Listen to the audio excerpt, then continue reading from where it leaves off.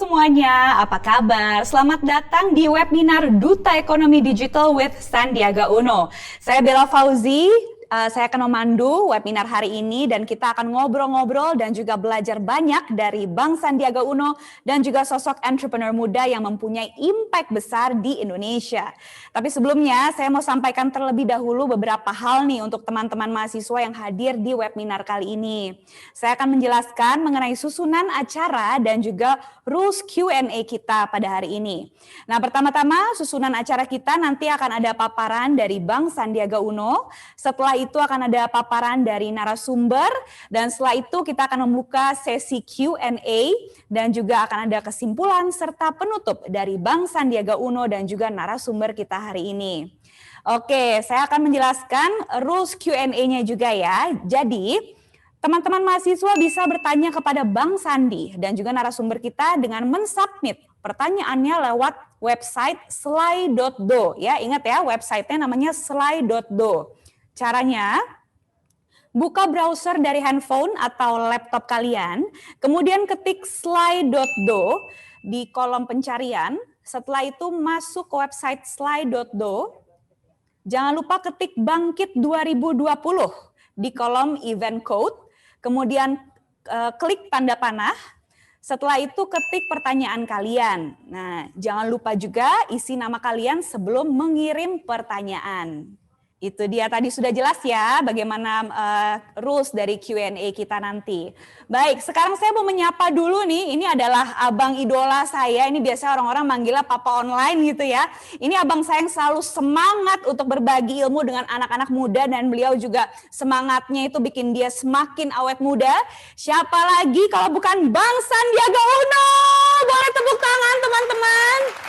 Boleh ya, tepuk tangan virtual nih pasti banyak banget nih yang nonton. Halo Bang.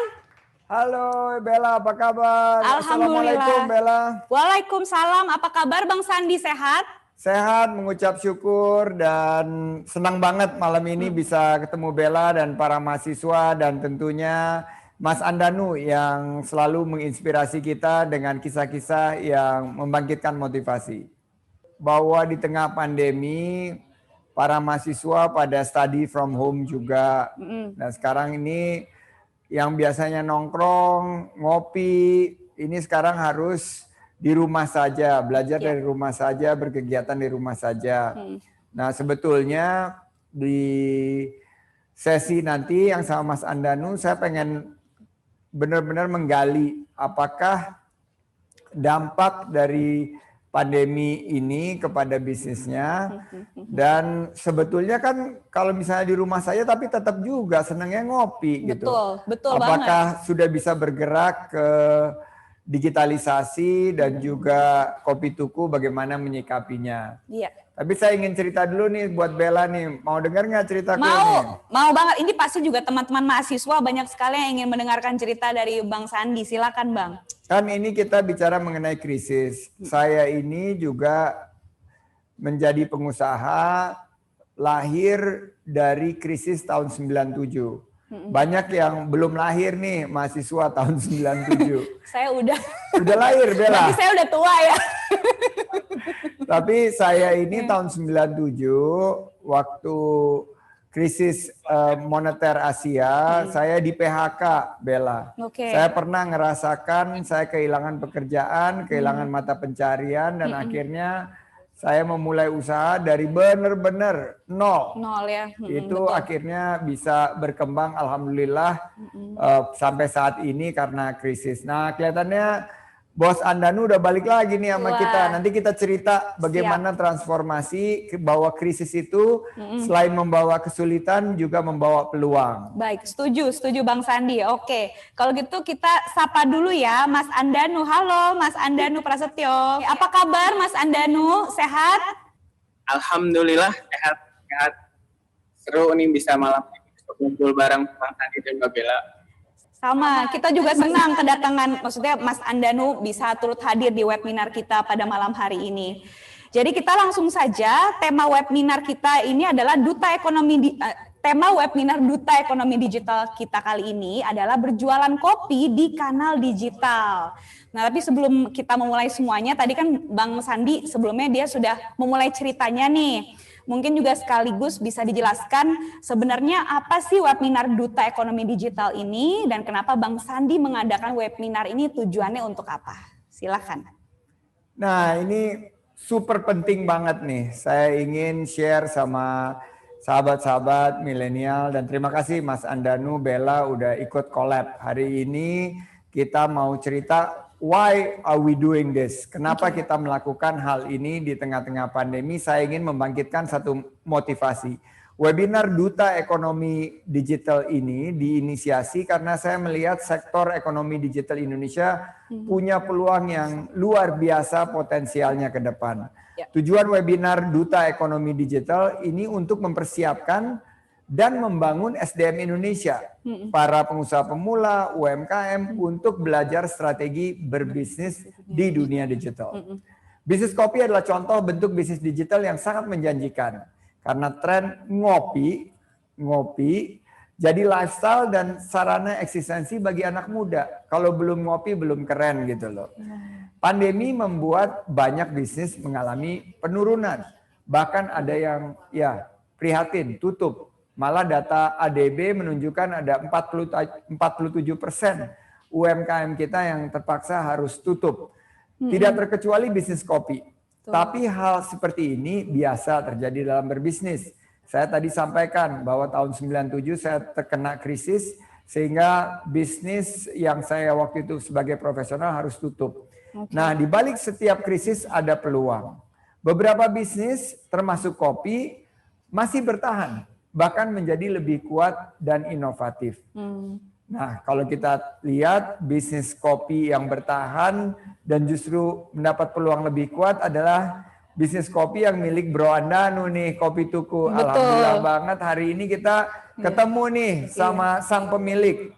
Saya ingin mengajak peserta untuk belajar dari cerita Kopi Tuku. Ini kopi favorit dari presiden sampai banyak sekali yang menggemari, dari pejabat sampai rakyat biasa, luar biasa menggemari Kopi Tuku. Jadi saya ingin belajar juga bagaimana sih cerita Kopi Tuku ini and how they survive in the middle of pandemic. Saya minta Bro Andanu untuk berbagi ilmu kepada peserta. Wah, betul sekali. Saya juga penasaran dan pengen cepat-cepat dengar cerita dari Mas Andanu nih soal Kopi Tuku. Tapi sebelumnya kita lihat dulu video singkat tentang melesatnya bisnis kopi di Indonesia. Ini dia.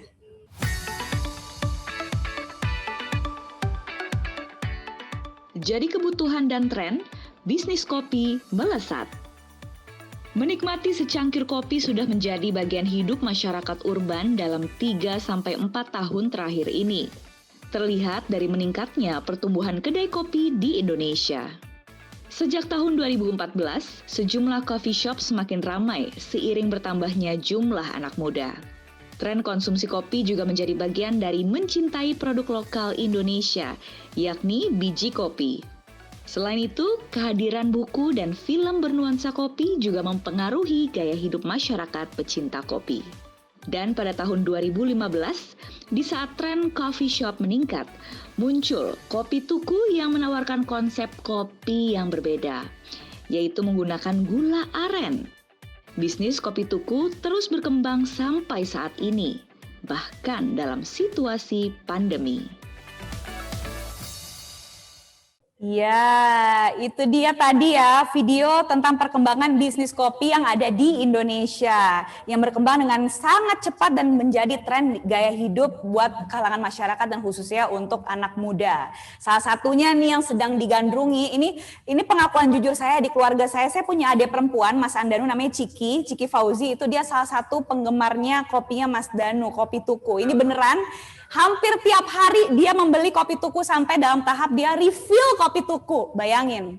Itu gimana coba dipertanggungjawabkan ya kenapa bisa seenak itu Kopi Tuku. Ini adalah ownernya sendiri ya Mas Andanu. Sekarang boleh nggak sih Mas Andanu cerita dong dan bagi ilmu sama kita semua mengenai bisnis kopi yang Mas geluti khususnya Kopi Tuku. Silakan Mas Andanu. Terima kasih Mbak Bella. Salam buat Mbak Ciki. Siap. Terima kasih sudah bantu untuk tingkatin konsumsi kopi kita dengan setiap hari. Mungkin kali ini aku langsung sharing aja. Mohon izin Bang Andi. Aku alhamdulillah bisa diundang ke acara webinar Teknologi Digital ini.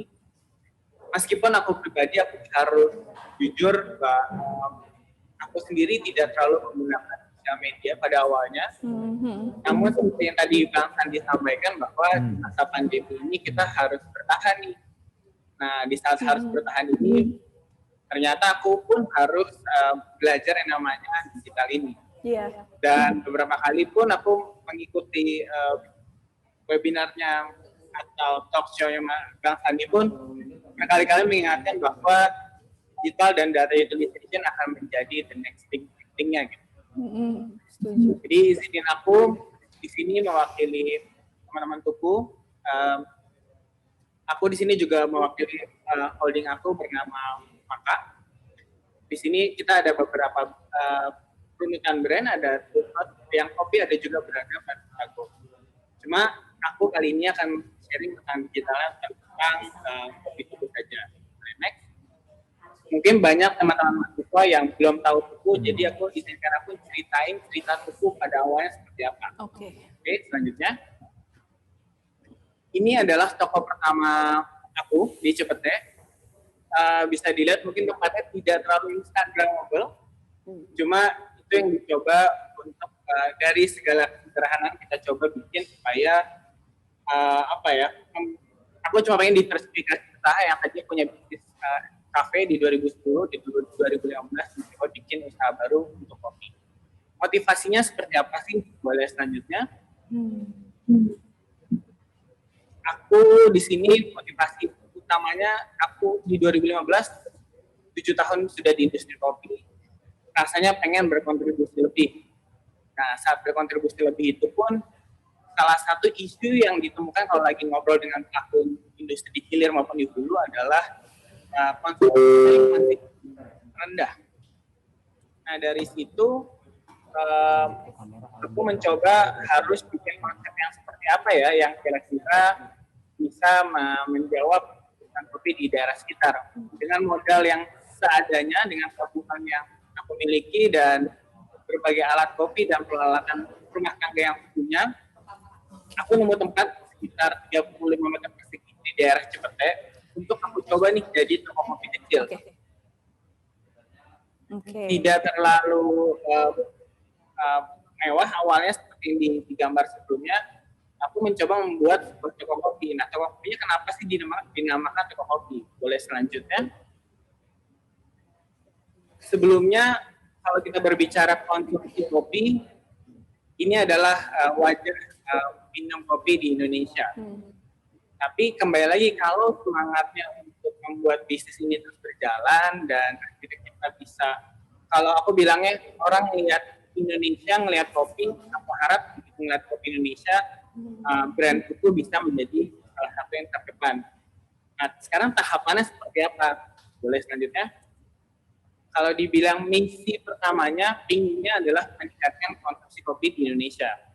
Karena aku kalau ngobrol sama petani-petaninya, dari yang aku pahami, yang cara membantu terbaik petani adalah membeli secara rutin, memberi dengan harga yang baik, yang akhirnya itu menjadi sustain. Bukan hanya sekedar memberikan peralatan dan penyuluhan dan sebagainya. Aku yakin mereka punya kemampuannya kok untuk memproduksi kopinya. Kita hanya perlu membuka pasarnya. Nanti yang kedua, yang ini lagi tuh lakukan sekarang adalah memperbaiki apresiasi kopi di Indonesia. Karena maksudnya kopi Indonesia, oke, sekarang ada tren baru. Istilahnya bahasanya tren. Tapi sebenarnya apakah kita sudah paham bedanya Arabica, Robusta, bedanya cara minum di Takengon sama di Pontianak? Sebenarnya kita sudah diberikan banyak gaya minum kopi. Tapi terkadang kita masih kotak-kotakan mana yang lebih enak, mana yang lebih baik. Padahal harusnya itu kita mengincrease keberagaman kopi Indonesia tersebut. Jadi sekarang waktunya Tuku bersama teman-teman kopi Indonesia yang lain, gak cuma brand Tuku aja, kita lagi meluaskan, memperjelas ada apa aja sih kopi Indonesia. Masuk ke tahap ketiga, Nah, selanjutnya adalah membangun ekosistem industri yang berkesinambungan. Bagaimana hulu dan hilir punya tujuan yang sama, apa yang diproduksi di hulu itu seimbang dengan kebutuhan di hilir, apa kualitas produk yang di hulu ini hilir bisa diproduksi di hulu. Karena di hulu juga punya masalah misalnya alam gitu. Nah, kalau kita saling berkesinambungan, berbicara dalam sebuah asosiasi, pasti kita akan membuat ekosistem kopi di Indonesia akan lebih baik. Nah, setelah ke tahap keempat, akhirnya kita bisa menjadi go internasional melalui kopi Indonesia tersebut. Makanya aku akan selalu bilang, saat kita ngomong kopi Indonesia, tidak harus ngikutin tren yang ada di luar negeri, tapi justru memahami apa yang sedang ada di Indonesia dan kita kemas sedemikian rupa di level nasional. Selanjutnya, ini aku beberapa kali ingin menjelaskan bahwa saat aku bikin kopi yang aku pahami ada 3 ini. Saat kita bilang kopi Indonesia, yang paling penting adalah kopi instan, kopi sachet atau waralaba internasional. Nah, sekarang posisinya Tuku adalah selanjutnya ada di antara warkop dan waralaba internasional ini. Sebutlah harganya antara warkop di antara 1.000 sampai 5.000 rupiah. Nah, waralaba internasional mungkin ada di sekitar 30.000, 30.000 ya, dan akhirnya 40.000. Nah, aku harap Tuku berada di tengah-tengahnya bisa menjadi jembatan untuk kopi di Indonesia, membuat dari jarak harus 11 bisa jadi 12. Efeknya harapan kopi di Indonesia pun akan meningkat. Selanjutnya, aku juga harus cerita ide awalnya jadi seperti apa sih. Boleh, 1, pastinya kopinya harus enak. Kopi harus bisa dinikmati supaya bisa dibeli setiap hari. Tapi rasa yang diinginkan seperti apa? Nanti aku coba ceritakan sedikit seperti apakah cara aku menunjukkan enak atau tidak. Mudah itu harus mudah diminum, mudah didapatkan, sehingga kita saat meminum tiap hari pun bisa tersedia. Selanjutnya, basicnya adalah kafein gitu. Harusnya dong kafein tersebut sebuah kopi harus ada kafein supaya secara fungsi dia bisa membantu kita untuk lebih terjaga tidak mengantuk. Baik, selanjutnya, dan tapi harus bisa dibeli secara harian. Nah, untuk bisa dibeli secara harian, boleh selanjutnya harus dipastikan bahwa harganya terjangkau. Karena jika tidak, seenak-enaknya sebuah produk tapi tidak bisa dibeli setiap hari atau barangnya tidak tersedia, tidak akan menjadi bisnis yang sustain. Dan yang paling penting adalah terakhir satu lagi adalah kita harus senang akan produk tersebut. Saat kita menikmati produk tersebut, bangga dengan brand tersebut, dan harapannya itu akan menjadi rasa senang yang dibawa sama pelanggan atau customer aku bilangnya. Pada intinya aku hanya ingin, boleh selanjutnya, adalah mengembalikan kopi sebagai minuman fungsional. Yang biasanya kopi gaya-gayaan, aku harap bisa menjadi minuman yang kebutuhan sehari-hari, sehingga secara konsumsi akan berjalan tingkat seiring berjalan waktu. Selanjutnya. Namun persepsi apa sih yang mencoba aku bentuk di pasar? Pertama, aku tidak ingin dianggap menjadi sebuah kafe, coffee shop, atau warung semata. Mungkin aku menggunakan terminologi toko kopi supaya seperti aku terinspirasi toko kopi di pasar, kemudian warung kopi, tapi juga sedikit sentuhan coffee shop yang akhirnya aku pun mengeksplorasi kopi-kopi di sana. Aku tidak tahu bahkan kopi yang harus dibikin itu rasanya seperti apa, harganya berapa, format pelayanannya seperti apa. Eksplorasi itu terus dilakukan sama-sama barista tersebut dengan tetangga tuku yang datang.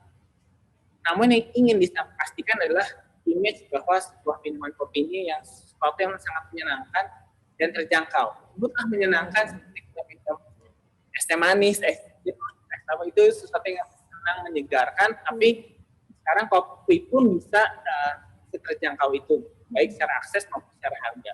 Betul. Selanjutnya, dan kalau boleh cerita, kenapa aku bilang toko kopi, aku bahkan secara merek mencoba tidak membuat merek ini dari awal nih di kopi paling kiri itu hanya menggunakan cap. Bahkan yang es kopi susu di gambar kedua di kiri itu baru kopi susunya baru ada 4 bulan kemudian. kalaupun aku harus naruh mereknya itu pun aku menaruhnya gambar lampu gantung hanya sebagai ciri khas. Sampailah di sekitar 2017 aku berani membuat sebuah gambar yang ada logonya. Cuma kenapa demikian, aku hanya ingin cerita bagaimana aku ingin membuat toko kopi ini terlihat sederhana, membuat brand ini tidak membuat orang berekspektasi lebih gitu. Tapi yang jelas orang begitu menikmati produknya mereka akan senang dan mau bercerita ke orang lain. Selanjutnya, namun sekarang kembali lagi, tadi mungkin ada yang bertanya, tapi bagaimana menemukan es kopi susu tetangga tersebut? Yap. Dibilang inovasi, aku tidak berani mengucapkan karena itu sesuatu yang sangat sederhana. Tapi kalau aku bisa bercerita apa yang aku lakukan bersama barista-barista tersebut kemarin di 2015, 3 poin pentingnya adalah kami terus mencoba, habis itu terus mendengar dan menyempurnakan kembali. Mungkin secara buku-buku ada lagi teori-teori yang mengatakan kayak format-format ini. Namun penting sekali bagaimana kita mencoba, kita berhipotesa rasanya kopi Indonesia kita sudah melakukan optimasi pasar secara luas. Rasanya kayak orang maunya kopi susu dingin, manis. Oke. Jadi kita dengar feedback mereka, Mas Tio kurang pahit kopinya, kurang rasa manisnya kurang medok misalnya. Dan kita terus sempurnakan gitu, sampailah jadi kopi susu tetangga sekarang. Selanjutnya,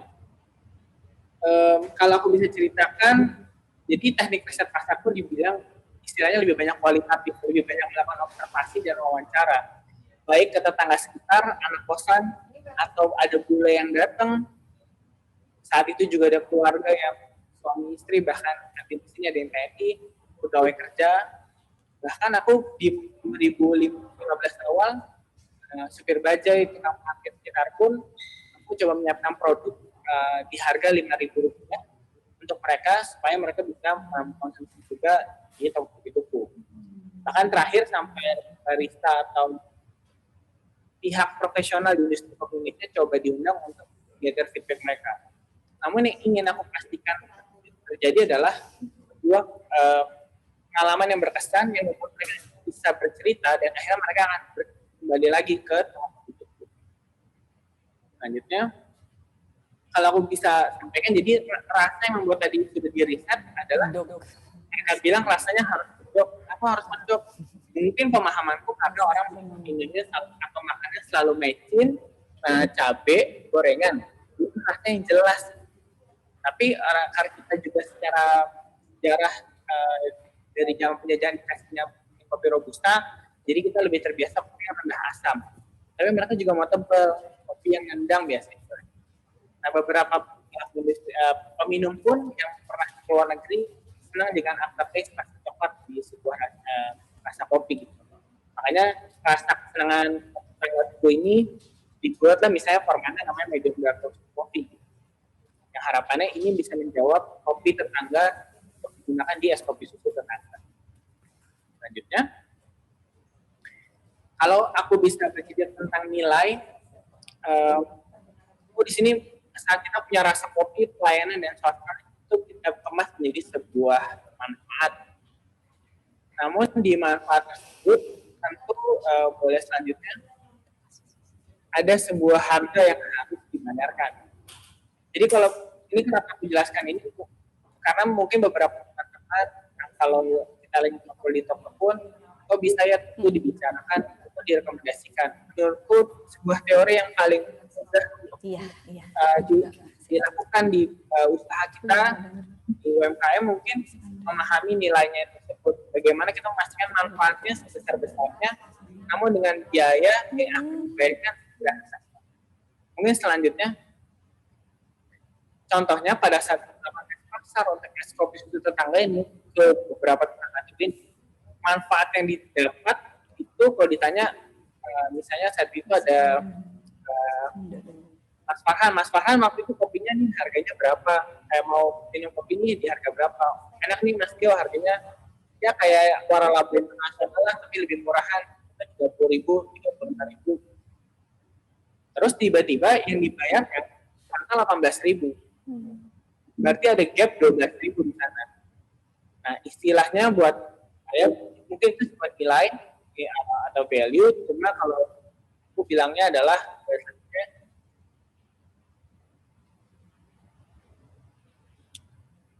itu sebuah kesan baik. Bagaimana sebuah nilai customer, ekspektasi konsumen yang tadinya berharap kiranya mahal, ternyata tidak semahal itu ya. Dan akhirnya itu menjadi sebuah pengalaman yang menyenangkan. Dan semoga itu yang menjadi basis kenapa orang bercerita tentang brand Tokopedia. Selanjutnya, karena ini digital, aku juga harus menjelaskan bagaimana tipe pemasaran aku ada yang offline, ada yang online. Kalau aku harus jabarkan, selanjutnya ada beberapa, aku membagi, ada beberapa toko offline, mungkin Bang Sandi pernah datang ke Pusanta kalau aku tidak salah. Kemudian di event aku juga ada namanya pojok buku untuk kantoran dan keliling, nanti untuk yang sepedahan berkeliling.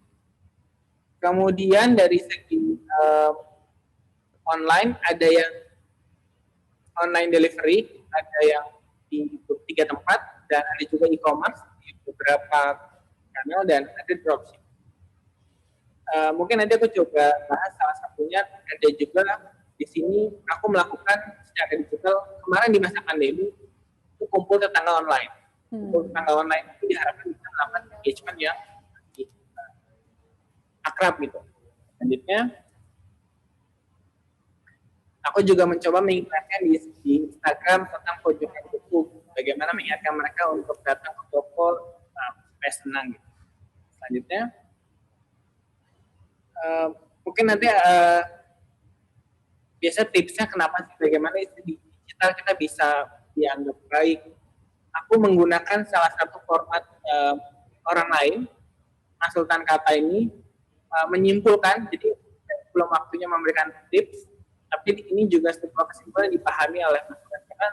Karena selanjutnya adalah bagaimana dalam kondisi digital Tokopedia itu secara digital memuatkan diri di dalam narasi deskriptif supaya orang memahami apa sih yang terjadi di toko di hari itu atau di event tersebut.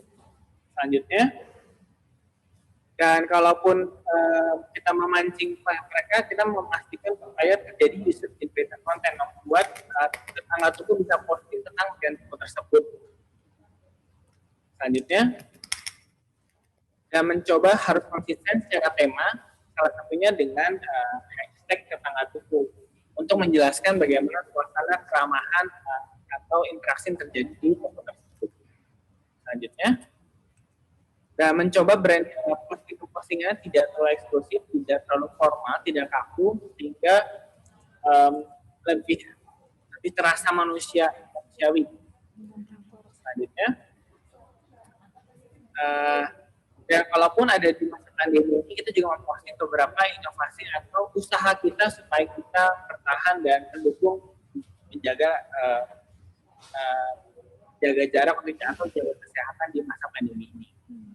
Selanjutnya, dan frekuensi dan gaya postingan itu juga menjadi penting karena akan membuat secara algoritma di Instagram menjadi lebih baik. Selanjutnya, terakhir, ternyata interaksi yang terjadi antara teman-teman buku, barista buku di manajemen pun memberikan kesan yang baik di Instagram, akhirnya memberikan engagement yang baik pula. Selain itu di pandemi ini, selanjutnya ada tadi pembahasan di e-commerce. Ini juga yang tadi aku sampaikan bahwa aku juga lagi belajar bagaimana e-commerce supaya lebih baik. Boleh dibahas di selanjutnya. Awalnya wajah e-commerce dari Tokopedia itu tidak seperti ini. Tapi seperti katalog produk, misalnya di sini secara singkat aku pengen menjelaskan, membuat formatnya menjadi lebih seru dengan gambar-gambar, dengan berbagai promonya. Dan kalaupun harus jualan produk, aku mencoba pengen lagi tes bagaimana memberikan unsur manusia di katalog tersebut sehingga tidak terasa seperti katalog biasa atau seperti jualan, dan akhirnya mengingatkan bahwa ini adalah pokok barista yang suka kalian temukan di toko juga gitu. Dan akhirnya semoga ini bisa menjadi atraksi sendiri buat para tetangga tuku atau konsumen yang mengenal tuku bisa lebih tertarik untuk membeli produk di kanal ini. Selanjutnya, di masa pandemi kemarin aku juga pengen share bahwa yang dilakukan apa sih? Pertama, mengeluarkan Sukuin, itu sebuah minuman susu gula aren yang dipancing untuk berikutnya. Dulu kita bikin grup kopi dengan pelaku usaha kopi adalah kopi di rumah, yaitu buat orang mencoba kopi-kopi di sekitar rumah mereka, tapi dicampur dengan susu gula aren ini supaya ada rasa teguh menggunakan kopi dari brand lain. Selanjutnya, membuat hampers di bulan Ramadan kemarin untuk membuat tetap dekat dengan tuku. Selanjutnya,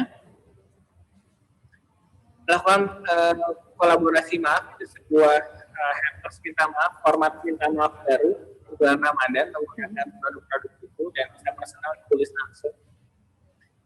Selanjutnya,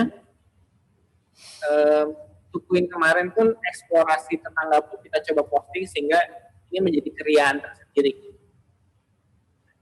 Selanjutnya,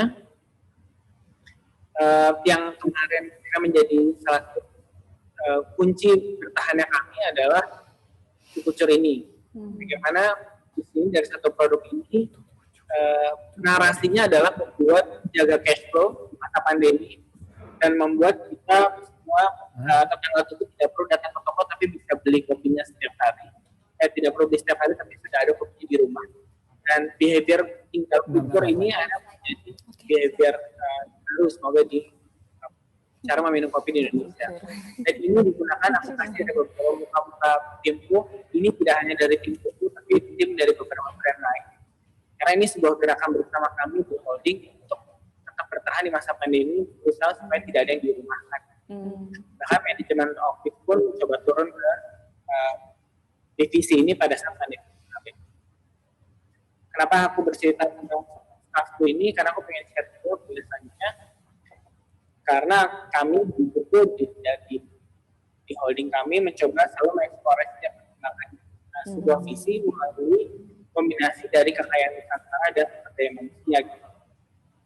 Dengan harapannya kita memberikan yang baik. Kalau kita mencoba memproduksi strateginya atau gambaran besarnya, selanjutnya, ingin rasanya kita mengolah kekayaan Nusantara lebih baik lagi, memahami kearifan lokal yang ada di Indonesia, yang harapan itu bisa menjadi insight untuk kita lebih kreatif. Dari kreativitas tersebut, harapannya bisa membentuk sebuah produk yang harapannya bisa juga memberikan solusi untuk konsumen dan rakyat sekitar, yang akhirnya bisa mengempower banyak orang, dan akhirnya bisa disebut menjadi lebih sustain. Harapannya ini bisa mendukung jadi Indonesia yang lebih baik. Kalaupun kita punya semangat 2045 Indonesia menjadi salah satu negara yang terbaik di dunia, semoga kita semua bisa mengambil peran untuk melakukan hal tersebut di departemen atau di industrinya masing-masing. Amin.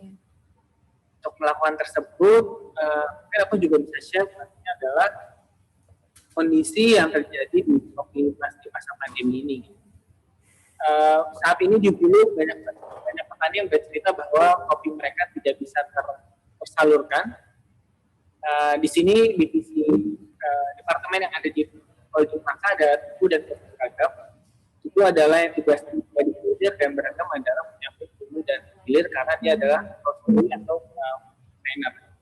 Dan harapannya di sini kita akan melakukan sedemikian rupa cara supaya kita bisa menyerap kopi-kopi yang ada di Hulu, dan semoga semua langkah-langkah kecil ini juga pesan dari salah satu teman kami namanya Preko, bagaimana untuk melakukan hal-hal kecil dengan tulus, karena kita percaya bahwa berkah Tuhan berada di sana, di sumber daya alam kita pasti bisa membuat kita menjadi selanjutnya adalah di masa pandemi ini justru kita pengen mengajak semua untuk bersama-sama meredefinisi kembali apa itu kopi Indonesia. Karena kalau tadi di awal kita bagaimana kita ingin go internasional, justru keresahannya seperti ini bahwa aku tidak tahu menceritakan kopi Indonesia itu seperti apa. Satu sisi tidak tahu karena aku juga sebagai anak kurang mengenal, makanya aku harus mengenal dulu Indonesia itu seperti apa, dan akhirnya kita redefinisi bersama-sama, dan ternyata kita diberkahi keberagaman tersebut. Dan rasanya pandemi ini adalah momen terbaik kita untuk being selokal mungkin, mengenai apa yang kita sudah kita miliki tanpa melihat tren apa di luar sana.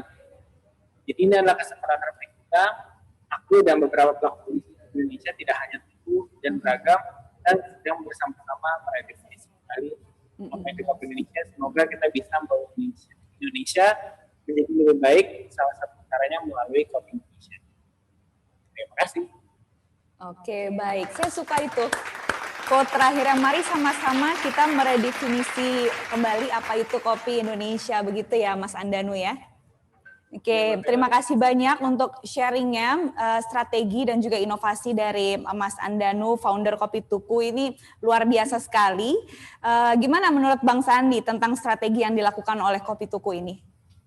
Menurut saya brilian ya yang dilakukan oleh Mas Andanu dan Kopi Tuku, bahwa mengidentifikasi positioningnya, bahwa positioning Kopi Tuku itu ada di antara warung kopi dan chain. Berarti ini ada satu diferensiasi, baik dari segi produk maupun harga dan target market. Setelah itu saya melihat bahwa teman-teman di Kopi Tuku ini fokus pada user experience atau pada satu kisah cerita, karena kita minum kopi itu ada ceritanya masing-masing. Betul. Bukan hanya menyeruput kopi dan setelah menyeruput kopi itu kita pergi begitu saja, tapi ada pengalaman, ada cerita yang berkesan sehingga kita nanti bisa bercerita kepada lingkungan kita, teman-teman kita, ngopi yuk di Kopi Tuku. Ini merupakan satu bisa disebut sebagai marketing yang melalui buah bibir atau words of mouth. Nah, menurut saya juga di tengah-tengah pandemi, Tuku akhirnya beradaptasi lebih cepat untuk mengakselerasi proses digitalisasi. Betul. Sehingga akhirnya kita bisa lihat terobosan-terobosan di bidang digital. Saya melihat juga bahwa Kopi Tuku ini sangat cocok ya untuk kita jadikan sebuah movement, bahwa selama ini kan kalau kita bicara kopi itu Java, Bella. Iya. Jadi kita ngomong bahwa kopi itu ya mestinya berawal dari Pulau Jawa dan Indonesia mestinya menjadi epicentrum kopi dunia. Nah, kali ini pandemi ini menjadi satu batu loncatan buat kita. Memang banyak keprihatinan yang timbul di tengah-tengah pandemi ini, tapi seperti saya tadi cerita di awal bahwa krisis tahun 97 memicu saya untuk memulai usaha, dan usaha yang saya mulai dari 3 orang karyawan di bidang keuangan akhirnya bertransformasi menjadi perusahaan investasi aktif. Setelah 20 tahun lebih membuka lapangan kerja bagi 30.000 karyawan di seluruh Indonesia. Nah, saya melihat Mas Andanu dan teman-temannya di sektor kuliner, terutama kopi ini merupakan, jadi kalau banyak yang bilang kan anak-anak milenial ini kaum rebahan. Saya melihatnya justru ini adalah agen perubahan. Kita harus mampu menjadi tuan rumah di negeri sendiri, dan kita ujungnya juga bisa go internasional, meningkatkan perekonomian kita, membuka lapangan kerja, mengakselerasi kebangkitan ekonomi Indonesia. Kita kan di sini bangkit 2020. Ini saatnya kita bangkit dan kita mulai dari diri kita sendiri. Setuju, saya setuju sekali. Aduh, kalau ada tepuk tangannya udah tepuk tangan virtual nih. Wow. Terima kasih Bang Sandi, jawaban yang sangat bagus sekali dan sangat menginspirasi. Untuk selanjutnya, untuk teman-teman yang ingin bertanya langsung kepada Mas Andanu dan juga Bang Sandi, kalian masih bisa memberikan pertanyaan, ingat lewat website sly.do ya, dengan code event Bangkit 2020. Ingat ya, code eventnya Bangkit 2020.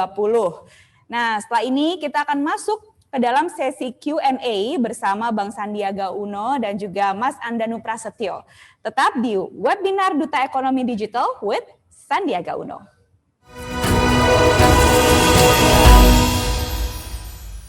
I only spent 5.5 years in Indonesia. And every time you speak bahasa mesti I'm diterjemahin kan? translating everything as we speak. Aku bersyukur sekali udah dikasih kesempatan untuk main di beberapa film Hollywood. Tapi aku rasa jalan aku masih panjang. Aku sempat ketemu Menteri PPPA. Aku bilang ke beliau bahwa aku sangat concerned dengan isu kekerasan terhadap perempuan dan anak-anak di Indonesia. Aku dan keluarga mama aku, kita punya yayasan yang namanya Sukarseno Peduli.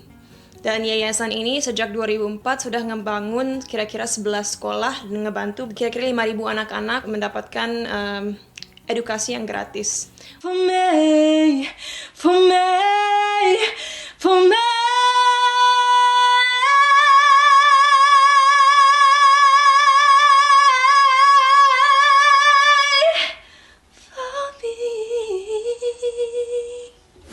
Aku masih bingung sama pendapat yang mengatakan bahwa juara 1 akan dapat kutukan. Tapi maksudnya gini, aku percaya bahwa Tuhan udah kasih aku jalan, kasih aku rezeki. Tidak mungkin Tuhan mengutuk orang-orang yang berprestasi apalagi berjuang. It's a real thing sekarang kalau orang tuh ngelihat followers lo tuh adalah suatu di sosial yang kayak lu butuhin gitu loh. Walaupun sebenarnya itu nggak baik gitu kalau misalnya kita ngelihat orang value-nya dari followers. Suka ketawa sendiri nggak sih? Ya, sama lumayan. amazing gitu. Ya kira-kira going back in time gitu. Kalau misalnya disuruh balik ke waktu semula dan juga ditanya mau ngerubah apa, itu menurut aku nggak ada yang mau aku rubah sih. Karena kalau misalnya aku ngerubah sesuatu dari masa lalu, berarti aku nggak akan belajar. Aku nggak kaget sih, karena emang dari awal tuh udah selalu dikasih advice sama orang tua aku. Kayak aku sering banget dapet hate comments, terus juga banyak yang Dibaca gitu satu-satu komen. aku sebenarnya nggak terlalu mikirin, karena aku tahu lebih banyak yang, insya Allah lebih banyak yang support ketimbang yang hate. Sosok mama di mata Nora seperti apa? She's my role model, cause selain kayak mama ngajarin aku banyak hal soal nyanyi, tapi mama juga ngajarin aku banyak hal soal kehidupan. To keep me grounded, luckily, one of the biggest influence in my life is my mother. Jadi mungkin ibu saya yang paling berpengaruh untuk mengingatkan to keep grounded. Matahari juga tidak selalu bersinar. Spotlight tidak akan selalu ada di diri kamu. Mungkin ada di orang lain. Hari ini kamu nggak dapet. Hari ini kamu bisa punya popularity. Mungkin besok tidak. What dimensions yang paling kena nih for you? Mampu menyuarakan sesuatu yang ada di tengah masyarakat, menyuarakan sebuah realitas yang mungkin kadang mengenakan, kadang tidak mengenakan gitu, dan memotret itu ke dalam sebuah karakter, menghidupkannya. TV kan udah awareness paling besar awalnya, tapi sekarang ternyata digital itu kayak semut, lama-lama naik. Total karyawannya sekarang udah berapa? Kita total sih semua hampir 100 lah. Saya dari 3 orang, dari di garasi doang cuma 1 editor dan 2 staff. Bro Raffi ini bos yang super baik banget ya. Menyapa, terus ramah. Ketemu orang yang tanpa pagar, itu tuh respect kita akan jauh berkali-kali lipat saat Bang Sandi melakukan itu sama kita. Bener banget sih. Itu yang kita, makanya aku juga sama tim-tim aku, ya udah nggak usah lu ada atasan bawahan lah. Di Rans Entertainment ini Abrar sampai bisa beli rumah dan mobil cash. Wow! Bener nggak?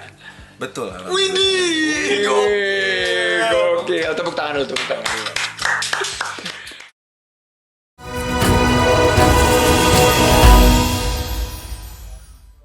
Oke, kembali lagi bersama Bang Sandi dan Mas Andanu dan juga bersama saya Bella Fauzi pastinya.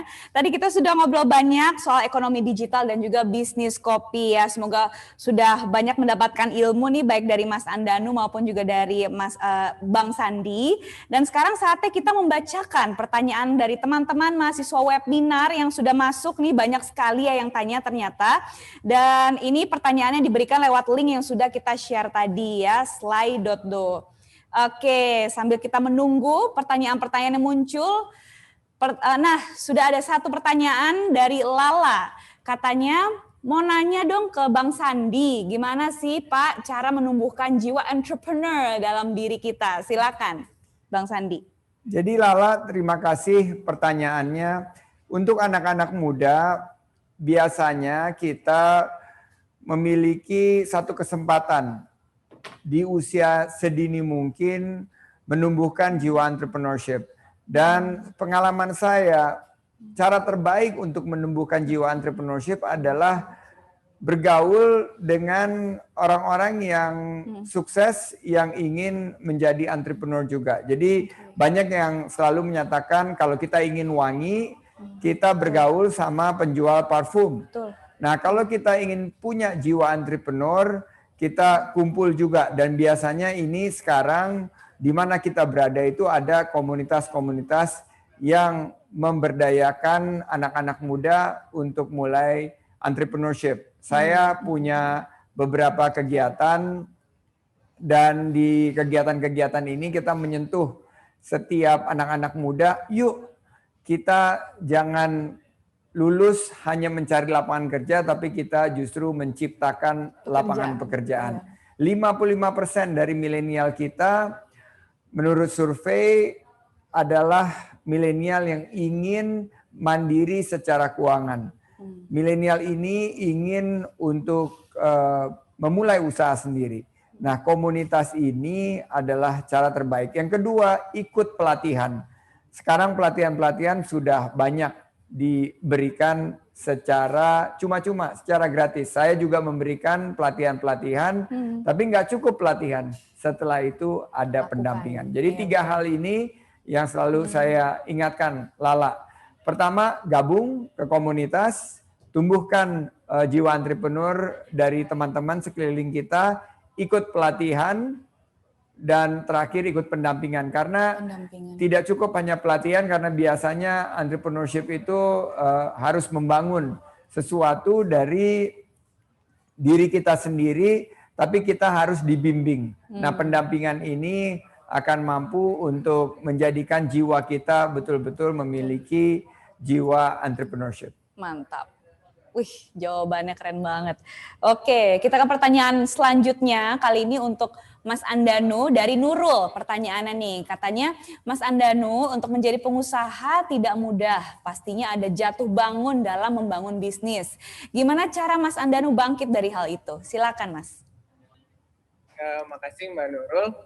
Kalau dari perspektif aku, di saat aku jatuh atau lemah, saat sesuatu tidak sesuai yang diinginkan, biasanya yang membangkitkan kita adalah sesuatu yang menyenangkan. Jadi kalau aku bisa saran Mbak Nurul, saat kita jatuh atau saat kita sedang memulai sebuah usaha, coba untuk kita menggantungkan sebuah harapan kita lebih besar lagi atau lebih jauh lagi. Karena pada saat kita jatuh atau pada saat kita kecewa, biasanya kita ada momen di mana kita akan berpikir apakah kita mau terus jatuh atau kita bangkit. Karena yang kita inginkan itu benar ada di depan sana. Tinggal kita yang memilih mau menguatkan diri atau mau menyerah sama diri sendiri gitu. Itu satu. Yang kedua, saat kita sudah memiliki pikiran itu, penting sekali untuk kita sadar bahwa semua itu atas dasar restu Tuhan. Saat Allah sudah bilang kita harus gagal, kita tinggal memahami kenapa kita gagal, kenapa kita belum berhasil. Kita disuruh ngapain, kita disuruh berpikir seperti apa, mental kita harus dikuatkan seperti apa sih supaya kita menjadi orang yang lebih baik lagi. Tapi kalaupun sudah berhasil pun, kita pun pasti juga harus reflect kembali. Kenapa kita dilancarkan, kenapa kita dimudahkan. Manfaat apa yang harus kita berikan ke orang lain pada saat kita diberikan kelancaran. Jadi semua hal itu penting sekali bahwa semuanya memang sudah diatur Allah, tapi kita sebagai manusia harus berikhtiar semaksimalnya. Namun daripada itu, untuk kita berikhtiar lebih maksimal, itu butuh motivasi yang besar, yaitu didasari sebuah tujuan yang cukup jelas dan besar, sehingga membuat kita meskipun kita jatuh, kita akan bangkit kembali. Kalau dari aku, gitu. Oke, baik Mas Andanu. Tapi sebelumnya, apakah dari Kopi Tuku sendiri pernah mengalami peristiwa di mana Kopi Tuku itu juga mengalami jatuh gitu? Boleh diceritain Mas Andanu? Iya Mbak Bella, semua bisnis kopi pasti lagi jatuh. Kemarin kan di bulan Maret, April kemarin itu benar-benar mungkin hilang arah bisa dibilang. Karena mau kita saling curhat, bikin Zoom bareng, bikin grup WhatsApp bareng, ngobrol bareng aja, nggak semuanya punya solusi. Yang bisa kita lakukan, paling tidak yang terjadi di aku dan teman-teman itu adalah ternyata kita memahami bahwa pandemi ini memang masalah, tapi kita tidak bisa menyalahkan virusnya atau pandeminya. Ternyata setelah kita ngobrol bareng, kita sadar bahwa ini harus menjadi semangat untuk kita punya keseruan baru di industri, punya keseruan baru menolong orang. Jadi daripada kita fokus sama bingungnya, kita sadar banget bahwa banyak beberapa ratus pegawai kita bisa akan bingung kalau kita di platform manajemen atau pemimpinnya bingung. Jadi dari situ bulan Februari mungkin kita awalnya panik, awal panik, akhirnya di Maret kita memutuskan untuk coba ambil langkah pasti, dan salah satu langkah yang diambil dan berhasil alhamdulillah ternyata sih cukup ini. Dari situ kita langsung, aku juga nge-blast ke teman bahwa pelaku industri lain, aku dengan brandku mau coba jualan 20% minta quotes, tulis aja di grup. Nah, alhamdulillah banyak juga pelaku industri kopi yang mencoba hal tersebut dan beresiko ya. Akhirnya kita sadar bahwa tapi benar kita bisa nyelamatin negara ini, kita harus diri dulu. Tapi kita sudah selamat, kita mau ngapain? Makanya tadi kita harus share, kita harus saling pegangan tangan lagi. Akhirnya kita bersama-sama melalui sebuah langkah kecil bisa menopang perekonomian negara lagi. Oke, baik. Baik Mas Andanu, kita ke pertanyaan selanjutnya ya. Masih ada yang mau bertanya. Ini dari Wulan dari Aceh. Oke, Assalamualaikum. Ingin bertanya sama Pak Sandi. Oke, bagaimana strategi?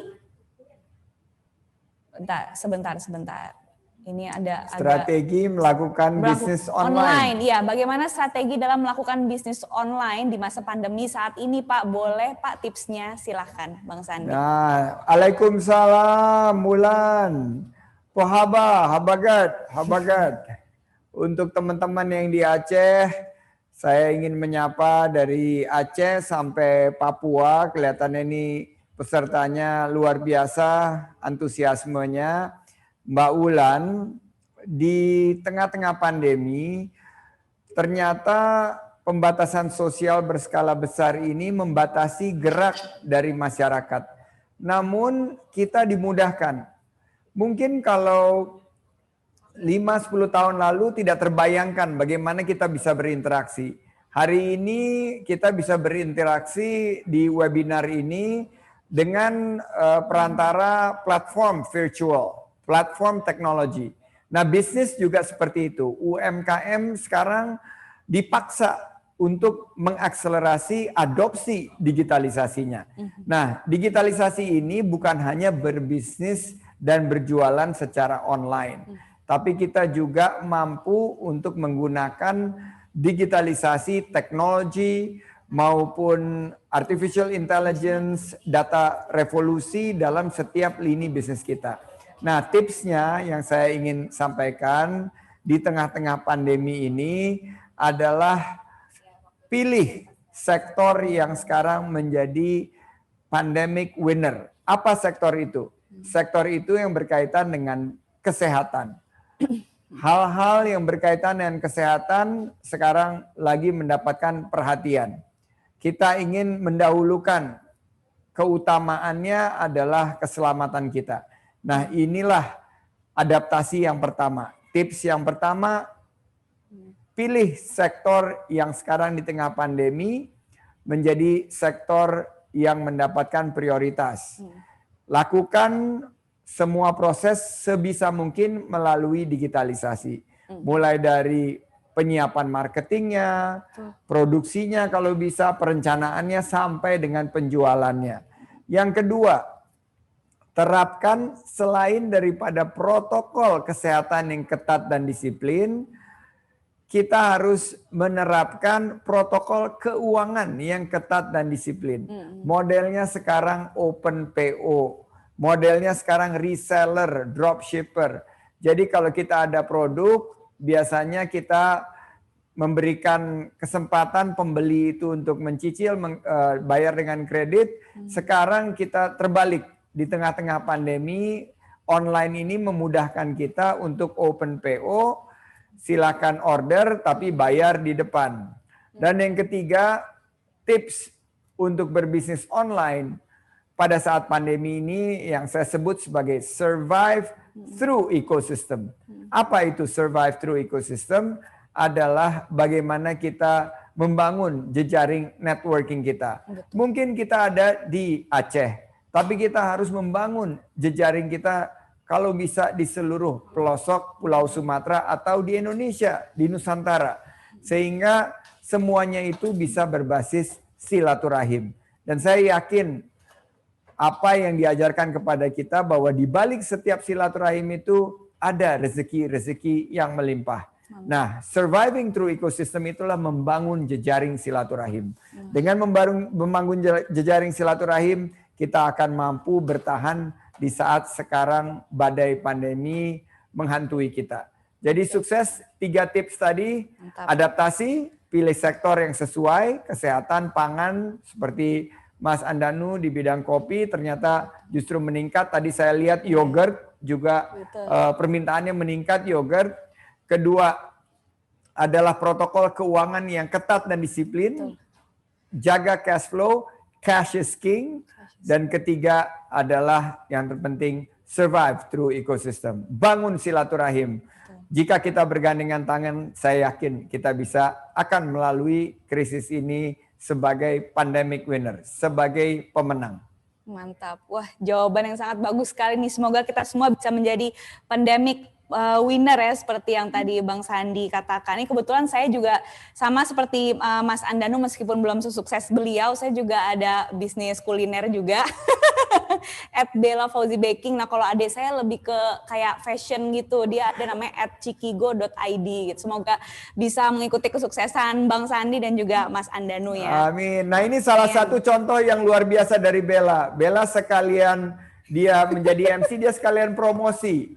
Nah, ini luar biasa. Buat saya ini adalah milenial yang menggunakan kesempatan dengan baik. Dan menurut saya ini adalah bagian daripada inovasi-inovasi teman-teman di tengah pandemi. Lihat peluang, tembak dengan promosi. Iya, terima kasih Pak. Bukan pansos ya Bang ya? Bukan pansos, tapi ini adalah bagian inovasi untuk membuka peluang pasar. Betul, betul. Masya Allah. Terima kasih banyak Bang Sandi dan juga Mas Andanu. Terima kasih untuk jawaban-jawaban wacana dan juga memberikan bermanfaat bagi kita semua. Terima kasih juga untuk pertanyaan dari teman-teman mahasiswa webinar ya, yang antusiasmenya sangat luar biasa sekali, dan kami mohon maaf sekali kalau ada yang belum sempat dijawab karena ini banyak sekali pertanyaan yang masuk ya, dan kita mencoba untuk mengcover semua, tapi ternyata waktu tidak mencukupi. Dan sebelum mengakhiri webinar kali ini, apakah ada hal penting yang ingin Bang Sandi dan juga Mas Andanu sampaikan untuk teman-teman mahasiswa webinar hari ini? Mungkin inti yang ingin disampaikan apa nih supaya teman-teman mahasiswa juga bisa jadi sahabat Bang Sandi dan juga Mas Andanu. Mungkin Bang Sandi terlebih dahulu, silahkan. Ya, terima kasih Mas Andanu, Bella, dan seluruh mahasiswa maupun generasi muda dimanapun kalian berada di tengah pandemi dan di tengah melambatnya ekonomi. Webinar ini didesain untuk beberapa bulan ke depan kita akan menyapa lebih dari 100 kampus untuk mendorong satu transformasi digital di mana UMKM, pelaku ekonomi pemula, anak-anak muda yang berpotensi menjadi entrepreneur, kita akan dorong untuk lebih mengadopsi digitalisasi. Bisnisnya mungkin di bidang kopi, mungkin di bidang kuliner, mungkin di bidang fashion, mungkin di bidang kesehatan, membuat masker, hand sanitizer, dan lain sebagainya. Tapi kita akan bantu untuk bertransformasi menjadi pebisnis yang mengadopsi digitalisasi. Yakinlah badai pasti berlalu. Hari-hari terindah cuaca tercerah, dan peluang terbaik akan hadir setelah badai ini berlalu. Saya yakin kita bangkit di saat sulit, bersama-sama kita menang melawan COVID. Yes, we can do it. Yes, we can do it. Mantap. Badai pasti berlalu ya Bang Sandi. Saya suka banget itu kata-katanya. Membuat semangat karena badai pasti berlalu, teman-teman. Baik, terima kasih Bang Sandi untuk pesan-pesannya. Sekarang saya persilahkan untuk Mas Andanu Prasetyo. Silakan, ada nggak pesan penting yang ingin disampaikan untuk teman-teman mahasiswa malam hari ini? Aku juga sebelum bilang terima kasih dulu sekali lagi sama Bang Sandi, Mbak Bella, dan semua teman-teman mahasiswa. Sekiranya ada masukan dari toko buku, mungkin bisa DM aku di @andanu_prasetyo di Instagram, supaya aku juga bisa belajar dari teman-teman mahasiswa dan mungkin dari Bang Sandi dan Mbak Bella. Tapi kalau aku harus memberikan sharing atau pesan terakhir, biasanya pada saat orang mau usaha, kendalanya biasanya antara modal atau takut. Aku pada saat bikin usaha, yang bikin aku berani adalah aku mengecek kalaupun aku gagal, aku akan jadi apa sih? Saat itu aku berpikir aku akan jadi supir taksi. Dan aku merasa hidupku baik-baik saja meskipun aku jadi supir taksi. Jadi sejak itu aku tidak merasa takut lagi karena aku sudah tahu titik terbawah hidupku ada di mana.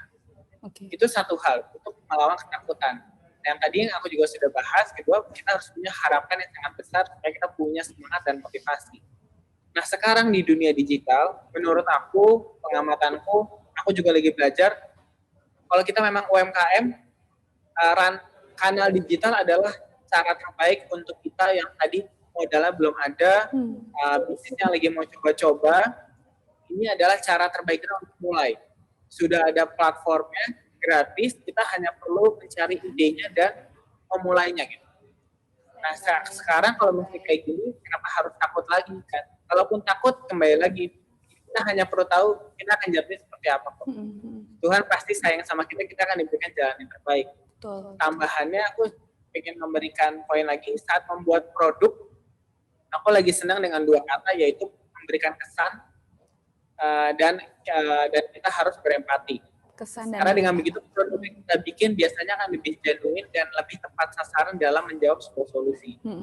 Terakhir, aku cuma ingin mengingatkan pandemi ini mungkin seperti yang Bang Sandi bilang, ini badai, tapi dia tidak akan berlalu begitu aja kalau kita tidak bertahan hidup. Karena tadi banyak yang harus dikepatkan, keuangan maupun kesehatan, tapi setelah ini yakinlah bahwa kalau memang kata Indonesia itu punya the power of kepepet, ini Tuhan lagi ngasih kepepetnya nih. Jadi kita manfaatkan motivasi ini untuk memulai usaha kita even melalui digital. Semoga dengan begitu inisiasi dari Bang Sandi melakukan cari seller digital terbaik akan menjadi awal dari mulainya Indonesia akan bangkit dan menjadi Indonesia menjadi lebih baik di 2045 nanti. Mantap. Wah, terima kasih banyak Mas Andanu untuk pesan dan masukannya bagi teman-teman mahasiswa dan juga bagi saya juga nih. Semoga bisa keren lah kayak Mas Andanu pokoknya dan Bang Sandi juga pastinya. Dan itu dia tadi teman-teman webinar kita hari ini yang membahas tema berjualan kopi di kanal digital. Dan sekarang saya mau ajak teman-teman mahasiswa semua nih yang sudah bergabung di webinar ini untuk yuk sama-sama kita foto bareng-bareng Bang Sandiaga Uno dan juga Mas Andanu Prasetyo. Jangan lupa tadi saya sudah ingatkan ya, aktifkan kamera zoom-nya ya teman-teman supaya mukanya yang ganteng dan cantik semuanya kelihatan ya, dan kita akan bagi menjadi 3 sesi. Karena ini banyak sekali ya peserta webinarnya, jadi kita bagi menjadi 3 sesi. Oke, langsung saja kita buka sesi pertama, foto bersama Mas Andanu dan juga Bang Sandi. Saya masih melihat ada yang belum nyalain kameranya. Boleh nyalain dulu, itu Dwi ya? Dwi dan Ayu. Oke, saya nggak terlalu jelas baca namanya, tapi yang rasa kameranya belum dinyalain, boleh tolong dinyalain? Ayu sudah ya? Oke, sudah semuanya dinyalakan kameranya? Kamera zoom-nya? Oke, baik. Sebentar lagi kita foto ya, saya hitung mundur. Oke, sudah semua. Oke, tahan, jangan dimatiin, nyalain dulu. Saya hitung ya, 3, 2, 1. Mantap, sudah semuanya. Terima kasih partisipasinya teman-teman. Semoga webinar hari ini bisa bermanfaat bagi kita semua ya. Oke, foto-foto bersama tadi nanti akan kita share.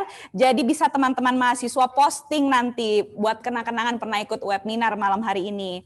Dan sekali lagi saya ucapkan terima kasih kepada Mas Andanu Prasetyo dan Bang Sandiaga Uno untuk ilmu dan cerita-cerita serunya yang menginspirasi kita semua hari ini. Sukses selalu dan sehat selalu ya pastinya.